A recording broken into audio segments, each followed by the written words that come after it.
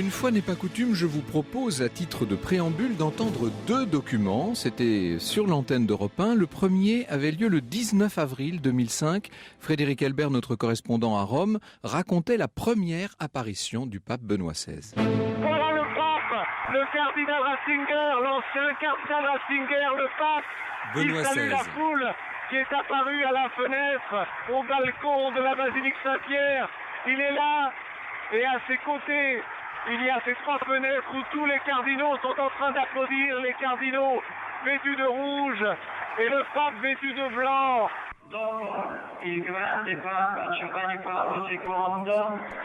Le pape rend hommage à Jean-Paul II, son prédécesseur, et la foule applaudit. Et alors voici, près de 8 ans plus tard, le 11 février dernier, la voix de Benoît XVI, c'était encore au micro d'Europe 1. Après avoir examiné ma conscience devant Dieu à diverses reprises, je suis parvenu à la certitude que mes forces, en raison de l'avancement de mon âge, ne sont plus aptes à exercer adéquatement le ministère pétrinien.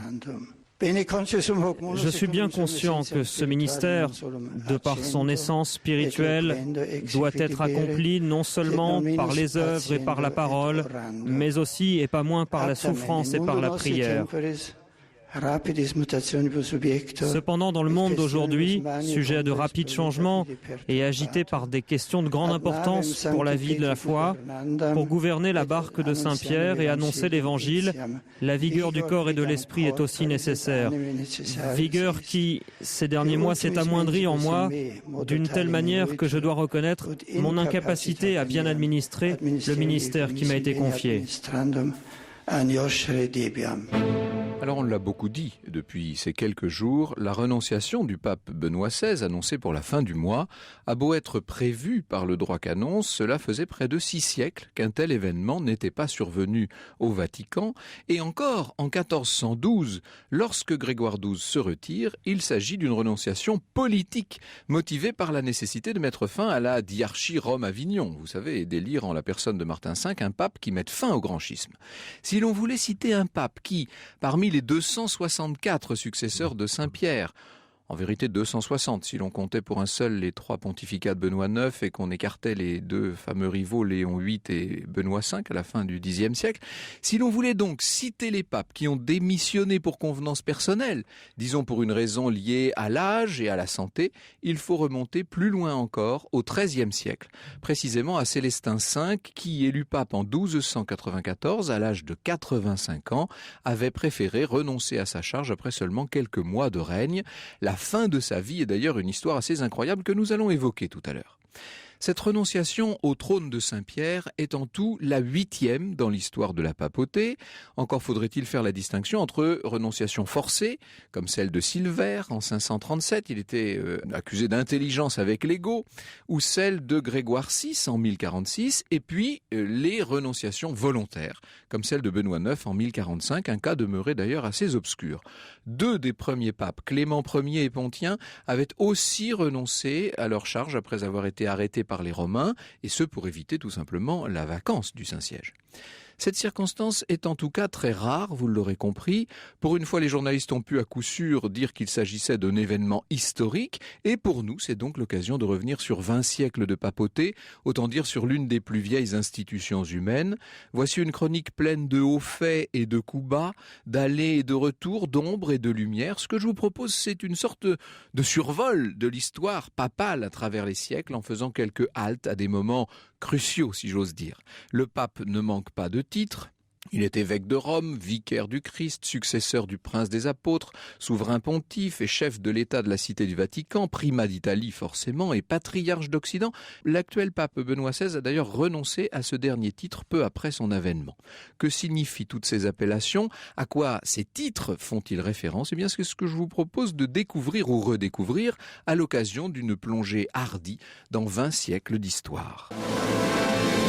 L'histoire sur Europe 1, c'est avec Franck Ferrand. Et avec votre premier invité, Franck, sur Europe 1, il s'agit de Philippe Levillain. Il est membre de l'Institut, historien spécialiste de la papauté, vaticaniste. Il a notamment dirigé le dictionnaire historique de la papauté, réédité plusieurs fois chez Fayard. Bonjour Philippe Le Villain. Bonjour. Vous êtes un des meilleurs connaisseurs de toute cette extraordinaire histoire des papes, 20 siècles d'histoire. Y a-t-il dans le monde d'autres institutions qui puissent se prévaloir d'une aussi grande ancienneté ? Non, et d'autant de mutations, les unes connues, les autres plus secrètes.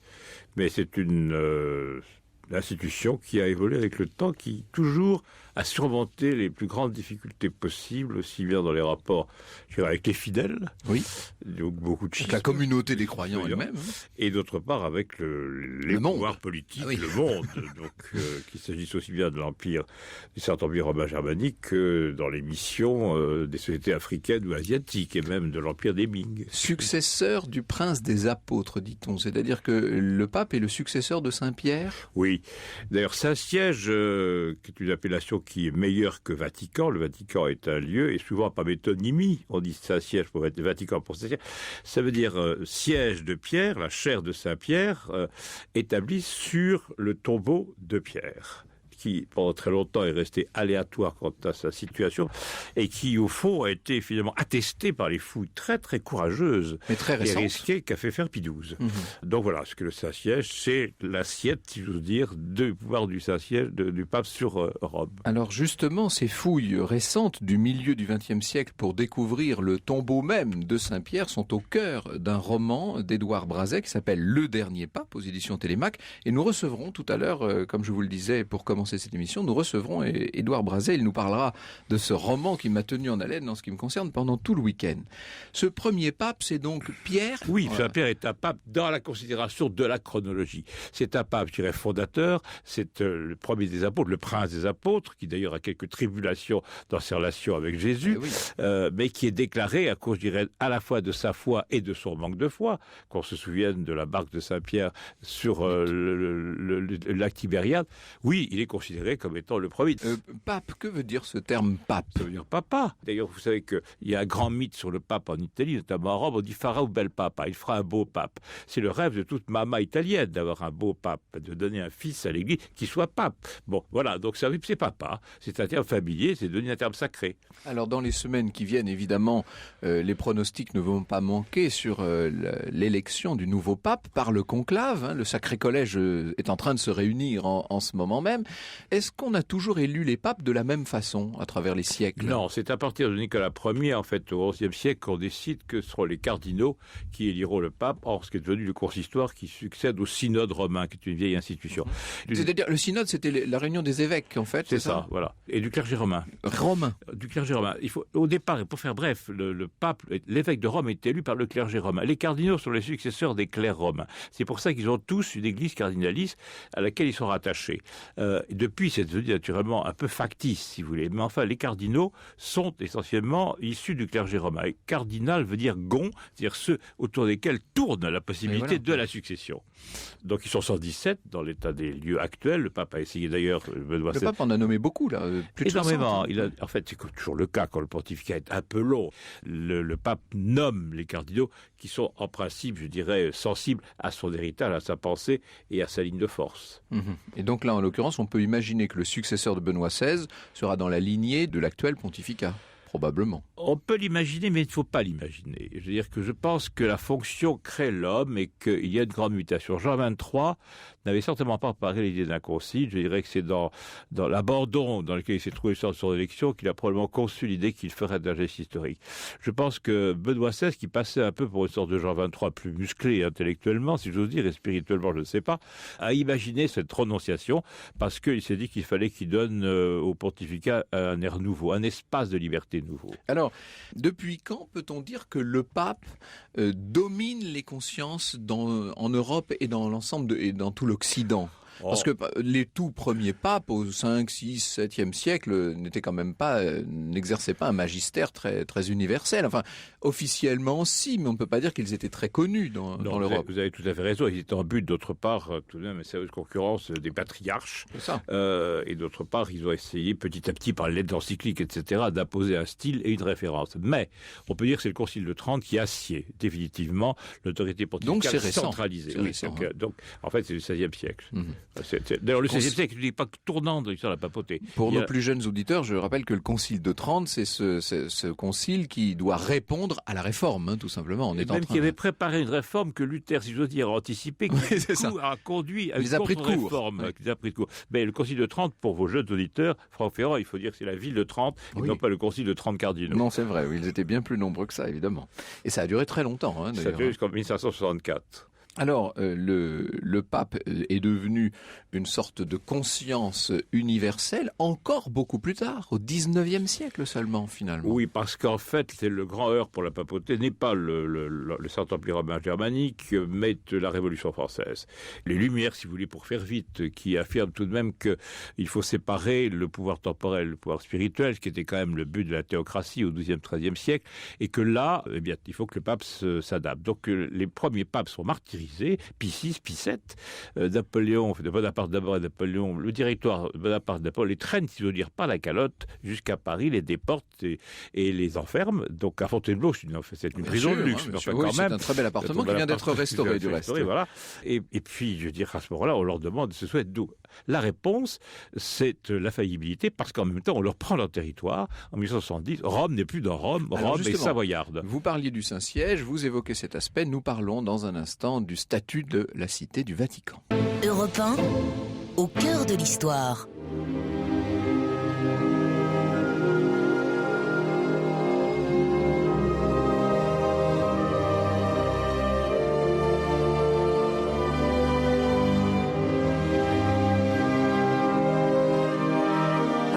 Papa, un extrait de la BO du film de Nanni Moretti avec Michel Piccoli, magistral dans le rôle d'un pape en proie au doute. L'histoire de la papauté, on en parle avec vous, Franck, et votre invité sur Europe 1. Le pape Philippe le Vilain est évidemment une puissance spirituelle, mais aussi une puissance temporelle. Et on peut dire qu'au 15, 16, 17e siècle, cette puissance temporelle s'exerçait même militairement. Oui, le pape a une armée. D'ailleurs, Jules II, lui, carrément, loue des mercenaires. Ça, c'est au début du XVIe siècle, ce sera aussi le pape de Michel-Ange. Il ne faut pas exagérer. Il ne faut pas voir tout négativement. Tout repose rapidement sur un faux, qui est la donation de Constantin, qui est faite au moment de la conversion de Constantin. Donc l'empereur Constantin se convertit au christianisme très tard, il faut le dire. En 492. Sur son lit de mort. En 392, pardon, sur son lit de mort. Il y a un lait qui, comme dit un historien italien, qui est tellement faux qu'il finit par être vrai, et surtout Étienne II. Mais il lègue quoi, en fait? Il lègue des territoires? Il lègue des territoires. Il lègue Rome, naturellement, et autour une partie du Latium. Et Étienne II obtient Pépin le Bref, qui est en difficulté du point de vue du maintien des Carolingiens vis-à-vis des Mérovingiens. Donc là, on est 6 siècles plus tard. On est en 751, exactement. Il obtient le patrimoine de Saint-Pierre, qui prend l'Italie finalement en écharpe de Ancône jusqu'à Terracina. Donc il va y avoir pendant des siècles cette espèce d'enclave très lourde, des États pontificaux, qui sont des États sans richesse, qui pratiquent seulement l'agriculture, dans lesquels il y a des parties de terre qui sont extrêmement mauvaises, des marais pontins, et qui vont donner à la papauté cette assise extraordinaire, et qui va être la raison pour laquelle au XIXe siècle le territoire est disputé par les Autrichiens, protégé par la France, et surtout revendiqué par la monarchie de Piémont-Sardaigne. Entre-temps, il y a eu évidemment les conquêtes de Bonaparte, il y a eu la mainmise sur toute une partie, notamment du nord de l'Italie, par l'Autriche, et il y a la volonté des Italiens de créer un État indépendant. Et alors évidemment, avec la famille de Savoie qui s'impose, le pape finit par gêner au XIXe siècle. Le pape gêne, surtout la famille de Savoie, dans un premier temps, est assez habile. C'est Cavour qui meurt en 60, mais en 61. Cavour est le premier ministre du roi de Piémont-Sardaigne. Voilà, et on prend Florence comme capitale, mais Florence ne convient pas. Et finalement, tout ça, on le sait très bien, quand en 64 et 70, ce sera Rome, et Rome tombe, sans bataille d'ailleurs, le 20 septembre 1970, qui est la date fameuse de cette longue rue à Rome qui mène vers la Porta Pia, où sans combat, Rome tombe. Il y a cette situation assez incroyable entre 1870 et 1929, c'est quand même une grosse parenthèse, où le pape n'a plus de territoire. Le pape n'a plus de territoire, il est dans les palais apostoliques. Et enfermé dans ses palais. Enfermé dans ses palais, il ne sort pas. C'est Pie XI qui lui promet de donner sa bénédiction à l'intérieur d'ailleurs du Vatican. Mais surtout, les puissances temporelles se disputent la présence du pape. Vienne, Madrid, pas Paris, mais également certains pays latino-américains, parce qu'on veut avoir la mise sur le pape en l'accueillant. Or, le pape, très intelligemment, ne bouge pas de Rome. Et d'ailleurs, il y a un écho de cela dans la renonciation de Benoît XVI, qui ne bouge pas non plus ni de Rome ni du Vatican, façon de marquer qu'il reste romain. Et oui, c'est ça, en fait. C'est un ancrage. Un ancrage, absolument. Alors en 1929, c'est Mussolini qui va donner au pape de nouveaux territoires. Mussolini a besoin de la paix avec les catholiques parce qu'il est en difficulté avec eux. Donc il accorde ce qui est demandé depuis longtemps, mais il accorde moins qu'il n'est demandé. Oui, 44 hectares. 44 hectares, plus quelques enclaves dans Rome, notamment des églises et puis des bâtiments qui sont construits après. Et avec la faveur du cardinal Gasparri, qui est secrétaire d'État, qui d'ailleurs a reçu une éducation française, qui a fait le code de droit canonique et qui va obtenir, et va signer d'ailleurs, ces fameux accords du Latran de février 1929, qui donnent au Saint-Siège son indépendance totale du point de vue de souveraineté sur 44 hectares et quelques enclaves. Ça change tout. Et donc, à partir de ce moment-là, le pape est indépendant, au point que Mussolini croit une lune de miel en 29, mais dès 31, le pape lui inflige une encyclique en condamnant le fascisme. Non abbiamo bisogno. Il se rend compte que ça ne marche pas. C'est pas de la gratitude. C'est pas de la gratitude. Et donc, les persécutions contre les chrétiens et les catholiques italiens recommencent, et on se trouve victime d'un certain nombre d'intellectuels italiens, dont le père de Jean-Baptiste Montini, qui deviendra Paul VI. Donc le pape Paul VI a fait partie de ceux qui ont été persécutés. Le père oui. Enfin, les Montini ont été persécutés. Enfin, ils étaient soumis au régime de la censure, ils étaient suspendus, etc. Les catholiques n'ont pas la vie facile en Italie de 1931 à 1939. Et on pensera même, on dira indûment, je pense, que Pio était assassiné par Mussolini à la veille de la guerre parce qu'il le trouvait encombrant. Je pense que ça fait partie des mythes. Jusqu'en 39, parce que pendant la guerre, la situation s'améliore? Pendant la guerre, la situation s'améliore de façon inattendue, au sens que rapidement, le pape va devenir le protecteur des forces civitatis, comme Léon Ier vis-à-vis d'Attila. Puisque en 43, c'est Pie XII qui se rend en dehors de Rome pour exhorter le peuple romain à tenir après le bombardement qui a lieu à San Lorenzo. Et le pape, à ce moment-là, est le vrai roi d'Italie, alors que Mussolini est en fuite. Et oui.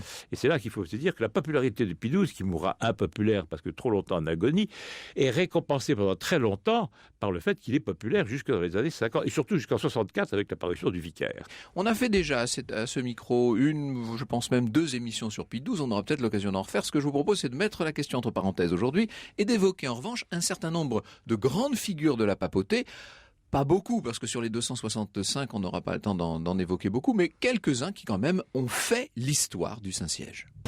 Franck Ferrand sur Europe 1. Et jusqu'à 14h sur Europe 1, nous retraçons l'histoire des papes, toujours en votre compagnie, Franck, bien évidemment, et aussi en compagnie de Philippe Le Villain. J'ai sous les yeux Philippe Le Villain. Je rappelle évidemment que vous êtes notamment l'auteur du dictionnaire historique de la papauté qui a été plusieurs fois réédité chez Fayard. Vous êtes également l'auteur du Moment Benoît XVI qui a été publié chez Fayard en 2008, où d'ailleurs vous cerniez la personnalité du cardinal Ratzinger devenu le pape Benoît XVI avec beaucoup de finesse. C'est très utile pour comprendre peut-être la décision qu'il vient de prendre. J'ai sous les yeux, disais-je, cette incroyable, immense liste de 265 noms. Si on devait en retenir quelques-uns, quelles seraient les figures que vous retiendriez dans tous ces papes ? Léon Ier qui arrête Attila aux portes de Rome et qui va... Cette figure tout de blanc vêtu. Tout de blanc vêtu. Alors le blanc, on n'a pas le temps d'en parler, c'est variable. C'est variable parce que le blanc est remplacé par le gris à un moment donné, puis revient au XVIIIe siècle, au début du XVIIIe siècle, qui est une période à nouveau d'austérité. Le XVIIIe siècle n'est pas une période de fête pour la papauté qui est sensible aux lumières, Grégoire XVI en particulier, mais il y a une alternance du blanc du gris. Le pape aujourd'hui est totalement identifié à cette soutane blanche, à cette calotte blanche, etc. Le pape Benoît XVI quand même a renoué avec un certain nombre de traditions, puisqu'on l'a vu reporter des habits sacerdotaux beaucoup plus anciens, beaucoup plus traditionnels. Oui, il est revenu à ce qu'on peut appeler la tradition d'une église baroque, j'ose dire, qui s'était perpétuée au XIXe siècle. Il a ressorti ce fameux bonnet qui lui a valu quelques difficultés, le Camaoro, qui était en fait pour se protéger du froid. Et les oreilles du pape en particulier avaient bordé de fourrure et rouge, donc on l'appelait le Père Noël. Il a également ressorti quelques ornements sacerdotaux, vêtements sacerdotaux. Et le grand camail. Le grand camail, etc., à l'occasion des JMJ de Cologne. Ça n'a pas non plus été dans le ton des JMJ. Le pape avait une espèce de sursaut nostalgique quand il a accepté cette charge très très lourde, à laquelle il s'attendait d'ailleurs le 8 avril au moment des funérailles de Jean-Paul II. Alors, Léon Ier arrête donc Attila. On ne sait toujours pas ce qu'il lui a dit, mais c'est incroyable que les hordes du chef des Huns se soient comme ça arrêtées devant l'apparition, disons, immaculée de ce pape. C'est la terreur du sacré. C'est ça. À l'époque existe, même chez les soi-disant païens. Oui. C'est la terreur du sacré. Alors les autres, quelques autres grands papes, qu'est-ce qu'on pourrait citer? Il y a Grégoire le Grand, on veut dire, qui fait la réforme de l'Église. Calendrier grégorien, c'est lui? Grégoire VII, oui, absolument. Bon, une réforme qui est réforme vers l'austérité. On ne peut pas accoler l'image de la papauté ni mot au Borgia. D'ailleurs, Karl Ratzinger, à l'époque, avait lui-même dit qu'il y a eu tout. Je ne m'oubliez pas. Il y a eu des vicieux, des prévaricateurs, des simoniaques qui achetaient leur charge. Et puis il y a aussi des saints. Il y en a même tous les siècles. Et il y a eu d'alternance entre des figures d'austérité. Vous parliez de Jules II, il faudrait citer Clément VII, Innocent XI, enfin, qui sont quand même des grandes figures de politique, n'oublions pas. J'ai cité tout à l'heure parmi ceux qui avaient eux-mêmes renoncé à la charge, Célestin V. Alors lui, il était vraiment dans l'état d'esprit qui est celui de Benoît XVI. Alors, Benoît XVI était fasciné, d'après ce qu'on a pu observer, par deux papes. Il était fasciné par Saint Benoît, qui n'est pas pape, par tous les papes qui sont appelés Benoît. Il s'est fait appeler Benoît, onomastique Benoît pour Benoît XV, le pape de la paix. En 1914-18. En 1914-18, c'est ça. Il a la fameuse note du 1er août 1917. Et Célestin V, il est allé déposer, et j'allais souvent à la tombe de Célestin V, il a déposé l'année dernière son pallium sur la tombe. Donc c'était une hantise. Je crois que la renonciation... Vous expliquer ce qu'est le pallium, pardon. Le pallium, c'est un manteau qui donnait en général aux archevêques, qui est le degré supérieur de la fonction d'évêque. Et donc, ce qu'il faut bien voir, c'est que la renonciation trotte, si j'ose dire, dans l'idée de la papauté à partir de Pie XII. Car l'idée que la charge est trop lourde, Pie XII agonise pendant presque 4 ans. Jean XXIII, lui, est malade, il le sait, mais il fait le concile pour perpétuer l'importance et l'autorité de la charge. Paul VI, dès 71, voyant la crise de l'Église, dit en public, qui s'est très peu répercuté, qu'il souhaite sa mort. Et finalement, il meurt à temps, puisqu'il a 80 ans en 78. Il a pensé à la phrase de De Gaulle, la vieillesse est un naufrage. Il le dit lui-même. Jean-Paul II, il pense, dès qu'il est atteint, c'est-à-dire dans les années 90, et qui voit que l'attentat a eu des conséquences dramatiques sur lui. Et dans l'entourage le plus immédiat de Jean-Paul II, il y a le cardinal Ratzinger qui a vécu cette très lente et longue agonie hyper médiatisée. Qu'il la vit, qu'il la déteste et qui, à un moment donné, dit à des Allemands qui sont autour de lui dans Santa Marta, il leur dit, mais il faut que le pape démissionne. Et une âme charitable, comme toujours dans les groupes, va le répéter au secrétaire d'État, au secrétaire privé de Jean-Paul II, l'actuel cardinal Dziwisz, qui lui dit, Dziwisz se hâte de le répéter à Jean-Paul II, qui fait venir Ratzinger, lequel s'écroule en larmes à ses pieds, c'est attesté, et lui demande pardon d'avoir une pensée aussi audacieuse, et alors l'encontre de sa volonté intime. Voilà, donc c'est important pour ce qui s'est passé le 11 février. Le cardinal Ratzinger, avant même de devenir pape et de l'accepter très difficilement, a songé à ce que la démission, donc la rénonciation, existât à l'intérieur du fonctionnement de l'Église. Parmi les grands papes politiques, si je puis dire, il faudrait peut-être citer Léon XIII et Jean XXIII. Un mot sur chacun. Alors Léon XIII, le pauvre Léon XIII est le seul qui ne s'est pas canonisé, parce que le pauvre, Pie IX est bien heureux, et Pie X, c'est ça. Alors, il est en rade, mais c'est un très grand pape politique. Il fait ce qu'on appelle la petite monnaie du syllabus. Le syllabus condamne toutes les erreurs du monde moderne, et lui, petit à petit, se réconcilie avec le monde moderne, et c'est lui qui réconcilie. Il fait entrer l'Église en modernité, on peut dire ça. Avec les missions. Oui, tout à fait, c'est le mot. Bon, c'est-à-dire, il rend l'Église contemporaine. C'est ça, voilà. C'est ça la modernité, en fait, pour l'Église. Jean XXIII, c'est inattendu, puisque Jean XXIII passe pour un brave homme, un peu paysan, ce qu'il est d'ailleurs de souche, qui fait des beaux mots, etc. Et il a l'idée du concile, qui est une idée fracassante et, à mon avis, hâtive et mal conduite. Je vous propose d'écouter une archive. C'était le 23 juin 1963. Le nouveau pape Paul VI apparaissait pour la première fois devant la foule, place Saint-Pierre. C'était donc au micro d'Europe 1. Première apparition du pape au balcon des appartements du palais apostolique, mais il n'a pas choisi pour cette première apparition devant la foule de la place Saint-Pierre, très nombreuse aujourd'hui, les appartements de Jean XXIII. C'est à l'étage du dessous, à l'étage de la secrétairerie d'État, qu'il apparaît pour la première fois à la foule massée place Saint-Pierre et qui est très nombreuse, 50 000 personnes peut-être. Le pape fait quelques signes, il salue longuement la foule de ses deux bras levés, avec un geste assez semblable à celui que fait le général de Gaulle avant de disparaître dans les appartements du palais apostolique. L'Angélus et la bénédiction de midi, la première du pontificat de Paul VI, est terminée. Nous dites qu'il y a une petite erreur dans ce commentaire, Philippe Le Villain. Oui, parce que tous les papes, ils sont élus, apparaissent au balcon de la secrétaire d'État qui est au premier étage. Jean XXIII, d'ailleurs, le premier. Il y a une espèce de respect sacré pour les appartements privés du pape. Paul VI, on ne le sait pas, mais enfin c'est aussi attesté par les témoins, fait transporter son lit, parce qu'il a été très proche à la secrétaire d'État du pape, dans la chambre où il a laissé le lit de Pie XII. Respect suprême. Respect suprême et filiation. Est-ce que le pape que le conclave s'apprête à élire sera le dernier pape? C'est ce que je vous propose de voir maintenant. Europe 1. Le récit de Franck Ferrand. Je sais que nombre d'entre vous tiennent les prophéties de tous ordres pour des inventions fumeuses et sans conséquences, et qu'à contrario, certains autres se feraient tuer. Il suffit d'aller lire certaines de vos réactions sur Internet pour en défendre la valeur. Alors, pour tout vous dire, et au risque de décevoir les uns et les autres, je vous avoue que pour ma part, je regarde tout ça un peu comme une curiosité, mais j'avoue que cette fameuse prophétie de Saint Malachie, dont on parle tant depuis quelques jours, depuis la décision de Benoît XVI, cette prophétie est quand même très intéressante. Alors de quoi s'agit-il? Il s'agit d'une liste de devises en latin, 111 courtes devises de 2 ou 3 mots, censées définir chaque pape entre 1143, donc l'époque de Saint Malachie, et la fin des temps, ou en tout cas la fin des temps apostoliques, autrement dit la fin de la papauté. Exemple pour les premiers de la liste, la première devise du château du Tibre, et Castro Tiberis, c'était Célestin II, qui se trouve, il avait pour nom Città di Castello, qui se trouve justement sur le Tibre. Deuxième devise, l'ennemi chassé, Inimicus expulsus, c'était pour Lucius II, qui avait comme nom Cacca Nemici, ce qui signifie chasser les ennemis en italien, bon, etc., etc. Alors, je ne vais pas vous dire toutes les devises, j'insiste sur cette particularité incroyable. Habituellement, les souverains reçoivent leur surnom historique, évidemment, après leur mort. Louis X le Hutin, Philippe V le Long, etc. Eh bien, dans le cas des papes, il semble que ce surnom soit fixé à l'avance, comme écrit de toute éternité.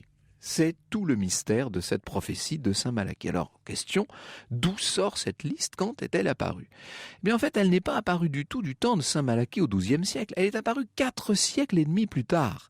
Nous sommes en 1590, en pleine époque troublée des papes de la Renaissance, dont nous parlions à l'instant avec Philippe le Villain, et le pape Urbain VII vient de mourir après moins d'1 an de règne. Les cardinaux donc se réunissent pour lui donner un successeur, et là, soudain, avant qu'on donne le dernier tour de clé, conclave, vous savez, cum clave, ça veut dire que les cardinaux se réunissent sous clé, surgit un moine bénédictin du Mont Cassin, il s'appelle Arnold de Vion, qui prétend avoir déniché une vieille prophétie qu'il attribue à Saint Malachie et qui est censée désigner d'elle-même le prochain souverain pontife. Alors, comme j'ai déjà eu l'occasion de vous le dire, à l'époque, en plus de la souveraineté spirituelle, le pape exerce une importante souveraineté temporelle. Il règne sur ces états pontificaux dont on parlait tout à l'heure. Et pour une famille, il est souvent très intéressant de voir un de ses membres devenir pape. Les cardinaux en sont très conscients. Et bien entendu, ils se méfient de toutes les manipulations possibles. C'est d'un air très circonspect qu'ils examinent donc la liste des 111 devises que leur présente Arnold de Vion. Bien sûr, les 74 premières devises paraissent correspondre trait pour trait aux différents papes élus. Ça, c'est pas très compliqué. A posteriori, ce genre de prophétie rétrospective serait à la portée du premier plaisantin venu. Seulement, les cardinaux se posent bien sûr la question, quelle est la 75e devise? Alors là, la 75e devise, c'est De Antiquitate Urbis, c'est-à-dire de la ville ancienne. Tous les regards se tournent vers le cardinal Simoncelli, qui vient d'Orvieto, Urbs Vetus, la vieille ville. L'affaire paraît cousue de fil blanc, surtout quand on apprend que Monseigneur Simoncelli connaît le fameux bénédictin du Mont Cassin et même qu'il aurait parrainé ses travaux. Non, décidément, la ficelle est un peu grosse et le conclave s'empresse d'élire un autre candidat, archevêque de Milan. Sur le coup, personne n'a fait remarquer aux éminents prélats que Milan, fondée dès le VIe siècle avant Jésus-Christ, était bien l'une des plus anciennes cités d'Europe. Et que dès lors, la 75e devise convenait aussi bien au cardinal milanais qu'il venait d'élire.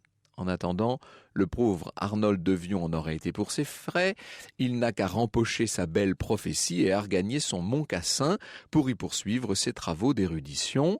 Pieuse érudition, faut-il le préciser. Ne lâchons cependant pas notre moine trop vite, car son attitude à la suite de sa déconvenue est très intéressante.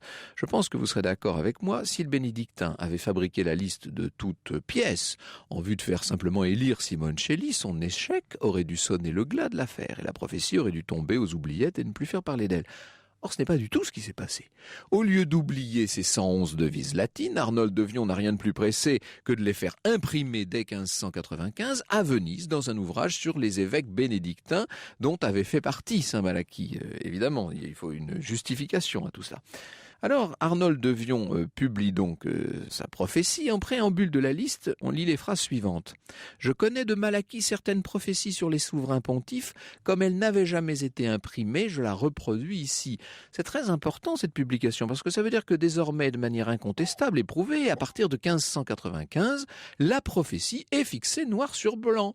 Pour être tout à fait clair, la 77e devise, celle de Clément VIII élue en 1592, on pourrait dire que là encore une tricherie est permise, puisque c'est un contemporain de Vion. À partir de la 78e devise, là, il n'y a plus aucun trucage possible. Alors on a très envie d'aller voir ce que ça donne. 78e devise. Undosus vir, l'homme ondoyant, qui convient très bien à Léon XI, puisqu'il régnera 27 jours. La 79e, gens perversa, la race perverse. C'est pas mal choisi pour Paul V quand on sait qu'il appartenait à la famille Borghese. On essaye la 80e, in tribulatione pacis, dans le pachis, si je le voulais prononcer à la façon romaine, dans le trouble de la paix. Et c'est vrai que Grégoire XV aura régné de 1621 à 1623 dans une période particulièrement agitée des débuts de la guerre de 30 ans et du triomphe de la réforme catholique. En même temps, ces nouvelles devises s'éloignent des simples jeux de mots sur le nom du cardinal devenu pape, de la désignation d'un homme, on glisse vers la qualification d'un règne. Vous voyez quand même que là, il y a un changement, il y a un glissement qui est très important. C'est plus tout à fait la même chose, c'est moins précis, disons. Il n'empêche, d'édition en édition, la prophétie est reprise et diffusée pendant tout le XVIe et pendant le début du XVIIe siècle. Alors je vous fais évidemment grâce de tout ce qu'on a pu écrire sur le sujet, mais tout de même, un jésuite français, le père Ménestrier, en 1689, publie une réfutation de la prophétie des papes. Selon lui, d'abord, il y a un premier argument, il dit pourquoi pendant 4 siècles et demi on n'a-t-on pas entendu parler de cette prophétie? Ensuite, dit-il, pourquoi ne tient-elle aucun compte des antipapes, comme si celui qui l'avait écrite dès le XIIe siècle savait ce qu'il en était de la question des papes et des antipapes? Et puis, troisième argument, celui de la rupture dans cette inspiration des devises, puisque, encore une fois, pour toutes les premières devises, on a un jeu de mots très précis sur le nom des papes, et comme par hasard, à partir des nouveaux papes, eh bien, à partir de la fin du XVIe siècle, on a une évocation simplement du type de règne qu'ils vont mener. On pourrait imaginer que notre bénédictin ait simplement transcrit les visions d'un de ses grands contemporains et que pour se dédouaner ou se trouver une caution, il ait voulu simplement imputer ses visions à un saint homme mort depuis des siècles. Ça, c'est aussi possible et Ménestrier n'y fait aucune allusion. Alors, j'ai sous les yeux évidemment tous les cas de toutes ces prophéties au XVIIIe, au XIXe siècle. Elles sont quand même incroyablement troublantes. Ce qui devient très intéressant évidemment, c'est ce que l'on nous dit des papes les plus récents. Eh bien ça, je vous en parle dans un instant. Au cœur de l'histoire sur Europe 1, le récit de Franck Ferrand. La suite du récit précisément de Franck, consacré aujourd'hui sur Europe 1 aux devises des papes. Alors les devises correspondant à Jean-Paul Ier, c'est De Meditate Lunae, de la moitié d'une lune. Il faut reconnaître qu'il a régné quand même vraiment très peu longtemps, Jean-Paul Ier, à peine plus d'un mois. Jean-Paul II, d'Elaboré Solis, du travail du soleil. Alors certains disent, regardez à quel point ce pape venu de l'Est, n'est-ce pas, était un personnage, une personnalité solaire. Et puis De Gloria Olivae, de la gloire de l'olive, de l'olivier si l'on veut, pour le règne de Benoît XVI. Pourquoi pas? Ce que je ne vous ai pas dit, et qui est quand même le plus important, c'est que la liste en question qui comporte 111 noms est tout à fait à son terme. Jean-Paul II était le 110e, Benoît XVI est le 111e, et à partir de là, simplement, je cite les dernières lignes de la prophétie, à l'heure de la suprême persécution de la Sainte Église romaine, c'est Pierre de Rome, Petrus Romanus, qui sera assis sur le trône pontifical. Il conduira le troupeau à travers de multiples tribulations, après quoi la ville aux 7 collines sera détruite et le juge redoutable viendra juger les hommes. Ah là, d'un seul coup, on fait moins le malin, si je puis dire. Faut-il croire à cette prophétie de Saint Malachie? Oh oui, nous répond Édouard Brazet. Je le reçois avec plaisir dans un instant. Bonjour Édouard Brazet. Bonjour. Je n'ai pas besoin de demander à Philippe Le Villain ce qu'il pense de la prophétie de Saint-Malachie. Enfin, j'imagine que vous n'y croyez pas tellement, vous. Je vous dirais, par un mauvais jeu de mots, digne de la mal vers mot, bien Malachie ne profite jamais. Voilà, ça, celle-ci est faite maintenant. Alors, Édouard Brazet, cette prophétie de Saint-Malachie fait partie des nombreuses références dont vous avez truffé votre roman, Le Dernier Pape, qui s'inscrit tout à fait dans la lignée d'Ange et démons de Dan Brown ou de Credo de Jean-François Prévost, qui sont des grands romans d'aventure semi-ésotériques qui ont pour cadre ce Saint-Siège tellement mystérieux et tellement extraordinaire, lieu de pouvoir sans équivalent dans le monde tout de même. Et ce lieu de pouvoir, vous nous le faites visiter. Vous connaissez le Vatican comme votre poche ?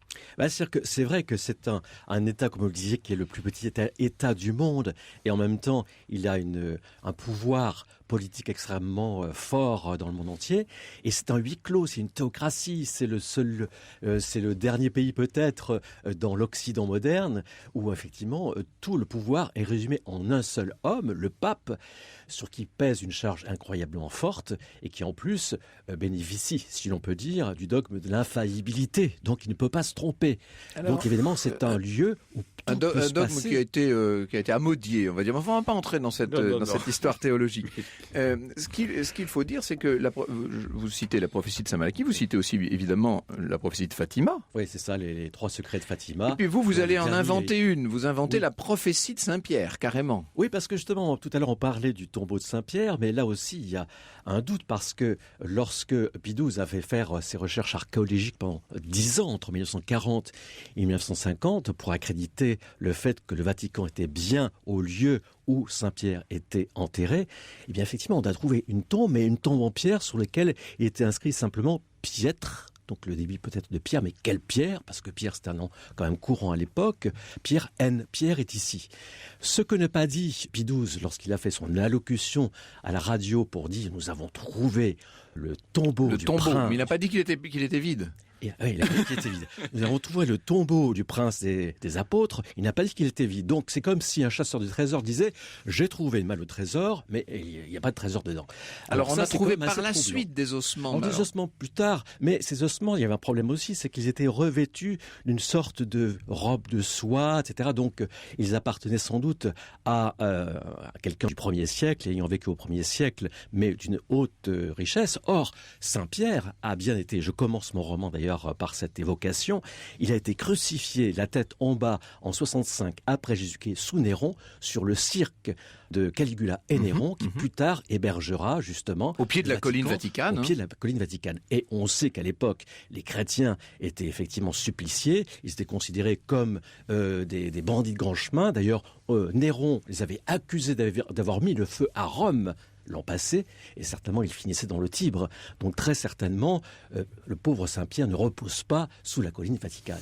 Alors évidemment, votre roman est bourré de scènes d'action, c'est tout à fait extraordinaire. On est à la fois dans cette très grande tradition, on a ces grands décors Renaissance de Saint-Pierre et du Vatican, et puis en même temps, on est dans l'ultramodernité. Bien entendu, vos héros sont pour certains des champions d'arts martiaux, etc.